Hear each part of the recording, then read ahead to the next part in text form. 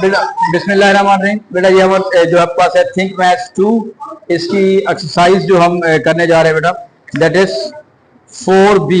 ठीक है जी, 4B। और इसका जो क्वेश्चन नंबर हमारे पास 16 है, इसका हम डी पार्ट कर रहे हैं बेटा। इसमें देखिएगा जो डी पार्ट आपके पास आ रहा है, देखिए एक्सपैंड एंड सिंप्लीफाई। नॉर्मली वहां पे जो बुक है, बुक में जो स्टेटमेंट दी हुई है वहां पे लिखा हुआ है सिंपल सिंप्लीफाई द फॉलोइंग, तो मैंने यहाँ पे लिखा हुआ है एक्सपैंड एंड सिंप्लीफाई। एक्सपैंड का मतलब ये होता है कि पहले आपने उस वैल्यूज को मल्टीप्लाई करके उसको एक्सपैंड कर देना है, फैला देना है। उसके बाद हमने उसको फिर मजीद जो एक जैसे लाइक टर्म्स होती है उनको आपस में सिंप्लीफाई करते हैं। ठीक है बेटा, अब देखिएगा इसमें 3 टर्म्स आपके पास आ रही है, तो स्टार्ट हम कैसे करेंगे कि जो आखिरी 2 टर्म्स में, पहले दूसरी और तीसरी, उसमें हम ब्रैकेट लगा रहे हैं और पहले हम इसको सॉल्व करेंगे। ठीक है बेटा, आप इसको नोट करते जाएं क्योंकि हमने पहले भी ऐसे क्वेश्चंस किए हुए हैं। इधर भी ऐसे करेंगे कि जो फर्स्ट टर्म है उसको मैं वैसे रहने दे रहा हूँ, दूसरी टर्म और तीसरी टर्म के दरमियान हम क्या लगा रहे हैं, ब्रैकेट लगा रहे हैं। ठीक हो गया। अब आपके पास थोड़ा सा आसान हो गया है कि पहले हम ये जो ब्रैकेट है विद इन ब्रैकेट जो है उस क्वेश्चन को सॉल्व करते जाएंगे। ठीक हो गया बेटा,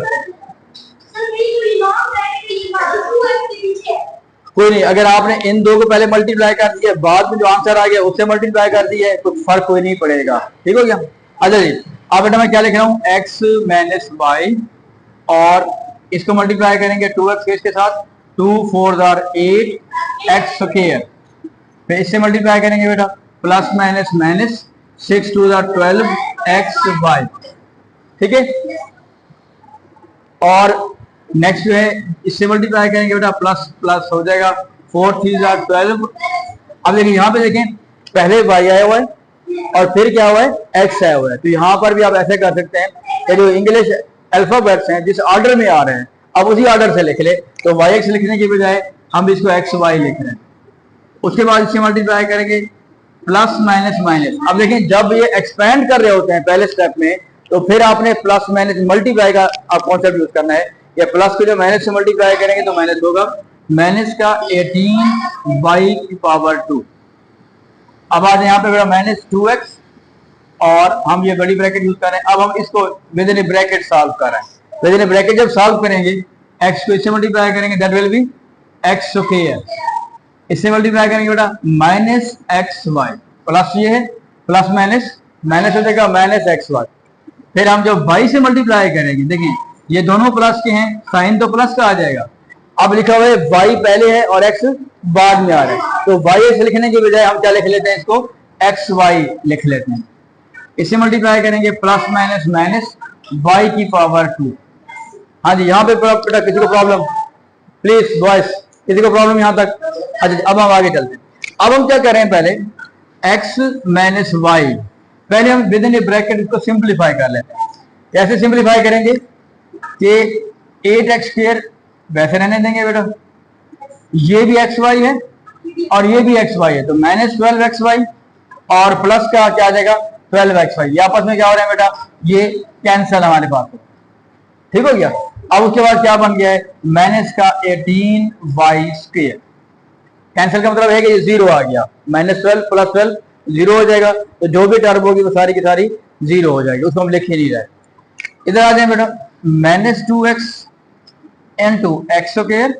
अब यहाँ पे भी देख लीजिएगा, ये भी वही ऑलमोस्ट कंडीशन बन गई है, ये माइनस एक्स वाई आ गया है और ये प्लस एक्स वाई आ गया है, तो ये भी हमारे पास आपस में बेटा क्या हो जाएगा, कैंसिल हो जाएगा। रिपीट मैं कर रहा हूँ, यानी कि प्लस माइनस आपस में 0 आ गया, 0 का मतलब हम उसको क्या कर रहे हैं, कैंसिल आउट कर रहे हैं। अच्छा जी, अब हमारे पास जो है ये बेटा आगे आ जाएगा आपके पास माइनस का 22 के। हाँ जी, अब हम इसको फिर फर्दर मल्टीप्लाई करते हैं, एक्स भी इससे मल्टीप्लाई होगा बेटा, और कोशिश करें कि जब आप नोट करें इक्वल के नीचे इक्वल लिखते जाएं, इक्वल के नीचे इक्वल के लिखते जाएंगे, वो तरतीब से आता जाएगा। हाँ जी, क्या आ जाएगा बेटा, 8x की पावर 3। बेटा आप भी बोलते जाए ताकि आपको समझ आता जाए। इससे मल्टीप्लाई करेंगे प्लस माइनस माइनस आ जाएगा 18x y की पावर 2, y की पावर 2, तो हमने x से मल्टीप्लाई कर रहे हैं। अब जब हम इससे मल्टीप्लाई करेंगे, y से जब मल्टीप्लाई करेंगे तो माइनस प्लस माइनस आ जाएगा 8x स्क्वायर और y। ठीक है जी, फिर आप y को जब इससे मल्टीप्लाई करेंगे माइनस माइनस प्लस आ जाएगा बेटा 18 और y raise to power 3।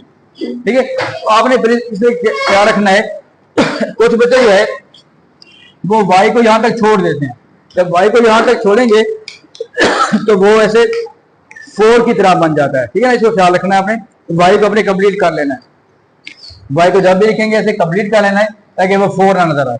Okay ji, next बेटा है माइनस 2x को जब मल्टीप्लाई करें x के से, that will be minus 2x raise to power 3। ठीक है, यहाँ पे 2 है और यहाँ पे भी 1 है, तो x क्या हो जाएगा 3 हो जाएगा। अब जब इसको इससे मल्टीप्लाई करेंगे माइनस माइनस प्लस, साइन को भी देखना है 2x y स्क्वायर। ठीक हो गया बेटा। अब हमारे पास देख लेते हैं कि जो आपके पास लाइक टर्म्स हैं हम उनको आप सिंपलीफाई करेंगे। देखिए सबसे पहले आप लाइक टर्म को हम पहले इकट्ठे लिख लेते हैं। अब लाइक टर्म में कौन कौन सा आ रहा है, देखें 8 बेटा 8x3 यहाँ पे है और माइनस 2x3 यहाँ पे, इनको इकट्ठे लिख लेते हैं जी 8x3 माइनस 2x3। क्लियर है क्या बात बेटा। उसके बाद देखें ये लिखा हुआ है x y square minus 18x y square, और हमें देखना है एक्स वाई स्क्वायर और कहां पे है, देखें अब एक्स वाई स्क्वायर एक यहाँ पे है बेटा और एक्स वाई स्क्वायर एक यहाँ पे है। ठीक है, इनको भी हम आपस में इकट्ठे लिख लेते हैं, तो that will be 2x y square. Clear है की बात बेटा। अब ना यहाँ पे देखिएगा ये बचा हुआ है एक्स स्क्वायर वाई, क्या बचा हुआ है x square y minus 8x square y, लेकिन आप देखें यहाँ पे कोई भी और टर्म नहीं है जिसमें एक्स स्क्वायर वाई हो। ठीक हो गया, वो हमने लिख लिया। उसके बाद देखें ये सारे टर्म आपके पास यहाँ पे आ गए हैं, रीअरेंज कर लिया।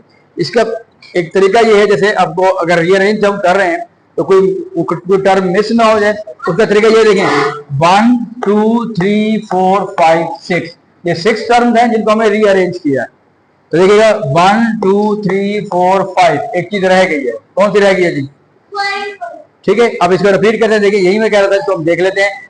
नेक्स्ट कौन सी रहेगी, ये वाली रहेगी, ये है बेटा प्लस का 18y की पावर 3। ठीक है बेटा। अब हमने क्या करना है, अब जो लाइक टर्म्स हैं उनको हमने प्लस माइनस करना है। अब बेटा देखें इसको आपस में हम सिंपलीफाई करेंगे, इसको आपस में सिंपलीफाई करेंगे, ये सेपरेट टर्म है और ये भी सेपरेट टर्म है। ठीक हो गया जी। तो जो सेम टर्म्स होंगी, जो चाहे वो 2 टर्म्स हैं चाहे वो 3 टर्म्स हैं, उनको हम आपस में सिंपलीफाई करेंगे। ठीक हो गया। और एक चीज और जो पहले भी रिपीट की थी, बात को पहले भी की थी, रिपीट कर रहा हूं कि जब आपने टर्म्स को रीअरेंज करना है तब आपने साइन चेंज नहीं करना है, साइन चेंज नहीं करने, जो भी माइनस का है वो माइनस का रहेगा, प्लस का है वो प्लस का रहेगा। क्लियर हो गया बेटा। अच्छा जी, अब हम आगे चलते हैं। ये एक्स क्यूब है, अब इसका मतलब है हमारे पास इक्वल के नीचे मैं इक्वल लिखता जा रहा हूं, प्लीज इसको देखिएगा। एक्स क्यूब तो वैसे आ जाएगा। अब है जी 8 माइनस 2, आंसर 6, तो that will B 6x cube. ठीक हो गया बेटा। अब आ जाए नेक्स्ट बात बेटा, ये लिखा हुआ है, सुन बेटा एक्स वाई स्क्वायर और यहाँ पे भी एक्स वाई स्क्वायर, इसका मतलब हमें एक्स वाई स्क्वायर वो तो लिखेंगे, सुन लें वो तो लिखेंगे।